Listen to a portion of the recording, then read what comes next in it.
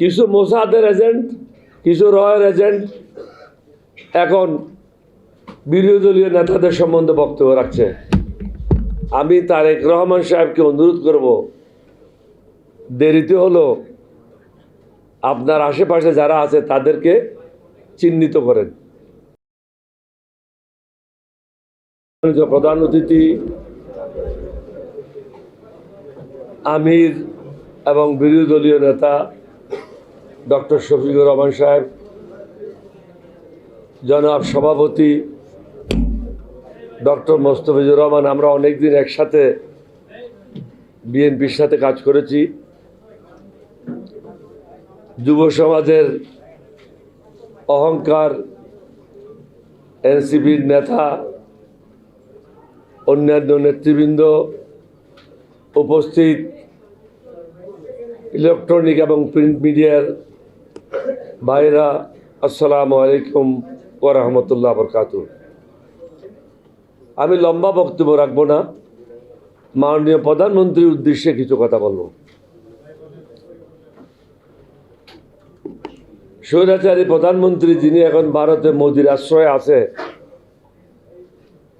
তিনি প্রায় সময় কিছু সাংবাদিক রাখত যারা তাকে সুন্দর সুন্দর প্রশ্ন করে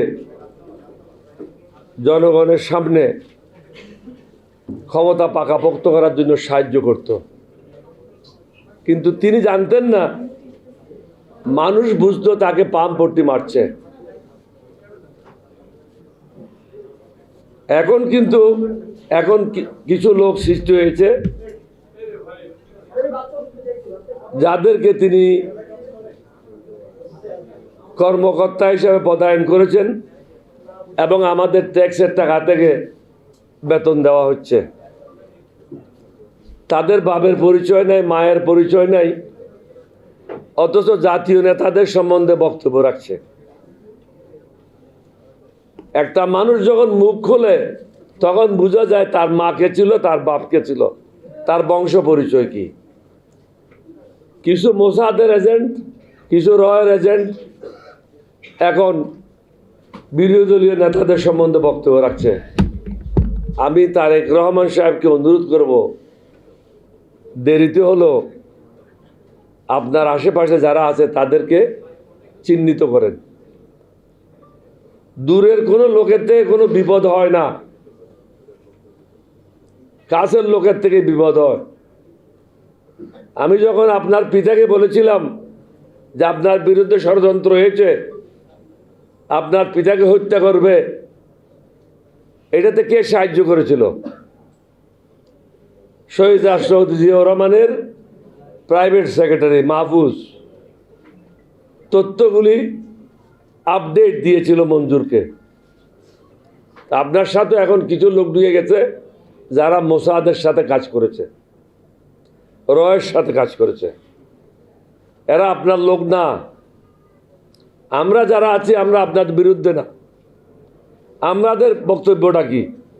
আমাদের বক্তব্য হলো, বিগত 50 বছর যাবৎ জনগণ প্রতারিত হয়েছে, ন্যায় বিচার পায় নাই, সুশাসন প্রতিষ্ঠা হয় নাই, আমাদের বয়সও শেষ। আমরা আপনার কাছে কোনো পদের জন্য লালায়িত না, আমরা আল্লাহর উপর বিশ্বাস করি। আপনি মেহেরবানি করে জনগণের হাতে যে ওয়াদা করেছেন সংস্কার করবেন, এই সংস্কারগুলি করেন। কারণ আপনি মনে করেন না আপনি সর্বশেষ প্রধানমন্ত্রী, আপনাকেও অন্য পদে আসতে হবে একদিন না একদিন। কেউ একই জায়গায় চিরদিনের জন্য থাকে না, তখন আপনার অবস্থাটা কি হবে? সুতরাং সব কিছু বিবেচনায় নিয়ে আমি বারবার বলেছি, শুধু একটাই আপনার আপত্তি থাকতে পারে, যেটা আপনি প্রধানমন্ত্রী হিসাবে দলের প্রধান থাকতে পারবেন না। এটা ছাড়া বাকি কোনো জায়গায় আপনার আপত্তি থাকার কথা না। আমরা বারবার আপনাকে কেন বলছি? কারণ আমাদের অভিজ্ঞতা থেকে আমরা দেখেছি কি কি ভুল হয়েছে, জনগণ কি কি কারণে কষ্ট পেয়েছে। জনগণকে আর কষ্ট দেওয়া যাবে না। আজকে দেশের অবস্থাটা কি? দ্রব্যমূল্য প্রতিদিন বৃদ্ধি পাচ্ছে, মানুষের আয় বৃদ্ধি পাচ্ছে না। 4 দিন না 5 দিন আগে আসছে যে টুথপেস্ট যেগুলো আপনি প্রত্যেক দিন ব্যবহার করেন এগুলির মধ্যে বিভিন্ন রকম ক্ষতিকারক জিনিসগুলি আছে, অর্থাৎ খাদ্যে বিষ মিশানো হচ্ছে প্রত্যেক দিন। এই জন্য মানুষ বিভিন্ন রোগে আক্রান্ত হচ্ছে, আপনি সেদিকে কোনো মন দিচ্ছেন না। আমি মনে করি অন্যান্য দেশের মতো খাদ্যে যারা ভেজাল দেবে তাদের জন্য মৃত্যুদণ্ড হওয়া উচিত। কঠোর আইন করেন। আমি আগেও বলেছি, শহীদ রাষ্ট্রপতি জিয়াউর রহমান স্বাধীনতা ঘোষণা করার কারণে বাংলাদেশে সকলের কাছে পরিচিতি লাভ করেছিল এবং প্রসিদ্ধ হয়েছিল। আপনার মাতাও সংসদীয় গণতন্ত্র প্রবর্তন করার জন্য জনগণের কাছে সমাদৃত হয়েছিল, সম্মানিত হয়েছিল। আপনি মোসাদের রয়ের কথা না শুনে জনগণের যে সমস্যাগুলি আছে, আমরা যে সংস্কারগুলির কথা বলছি, এই সংস্কারগুলি মেহরবানি করে করেন, তাহলে আপনি দেখবেন নিরাপদে আপনি আপনার কাজগুলি করতে পারবেন। এখন আমি কয়েকবারই বলেছি, চারিদিকে শত্রু রেখে আপনি দেশ শাসন করতে পারবেন না। আপনি কিন্তু এখন চারিদিকে আপনার শত্রু দ্বারা বেষ্টিত, এটার থেকে বাইরে হওয়ার চেষ্টা করেন। আমরা আশা করব আপনার শুভ বুদ্ধি উদয় হবে, দেশটা সঠিক পথে যাবে। আর যারা ফেসবুকে লেগে তাদেরকে অনুরোধ করব, এই জাতিটাকে আর কলঙ্কিত করেন না। আপনারা যে মানুষের মা বাপকে গালাগালি করেন, খারাপ ভাষায় বক্তব্য রাখেন, এটা কোনো মানুষের কাছ থেকে আশা করা যায় না। আপনি সমালোচনা করেন, সে সমালোচনা হবে গঠনমূলক, কিন্তু একটা লেভেল হইতে হবে। লেভেলটা হলো যে আপনার সমকক্ষ কিনা, যার সম্বন্ধে কথা বলছেন সে আপনার সমকক্ষ কিনা। কিন্তু এখন কোনো বাছ বিচার নাই। ইদানিং দেখছি প্রধানমন্ত্রীকেও গালি দিচ্ছে, আগে ছিল না। গত 1 সপ্তাহ যাবৎ প্রধানমন্ত্রীকে গালি দিচ্ছে, মন্ত্রীদেরকে দিচ্ছেই। লেবার পার্টির একজন নেতা এখানে বলে গেছে, এটা আমি শুদ্ধ করে দিচ্ছি, লেবার পার্টির নেতা বলল বিএনপিও হাসিনার বিরুদ্ধে আন্দোলনে অংশগ্রহণ করেছিল, অর্থাৎ জুলাইতে। আমি এখানে এটা শুদ্ধ করে দিতে চাই, বিএনপির মহাসচিব বলেছিল জুলাই আন্দোলনের সাথে আমাদের কোনো সম্পর্ক নেই। তো যে বলেছেন এটা আগামীতে এই ধরনের ভুল বক্তব্য রাখবেন না, কারণ ওরাই বলছে ওরা এটার সাথে জড়িত না। তো আপনি কেন খামাখায় ওদেরকে এরকম সম্মানিত করছেন? আমরা আশা করব সমগ্র জাতি ঐক্যবদ্ধভাবে থাকবে। সুশাসন প্রতিষ্ঠা করা খুবই জরুরি। এখন সুশাসন নাই, আপনি কোর্টে যান কোনো বিচার পাবেন না।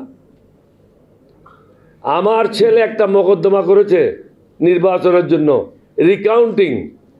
এটা না যে এখানে কোনো হিমালয় পর্বত আছে, তাহলে একই দিনে এটা অর্ডার হওয়ার কথা, 1 সপ্তাহের মধ্যে রিকাউন্টিং হওয়ার কথা।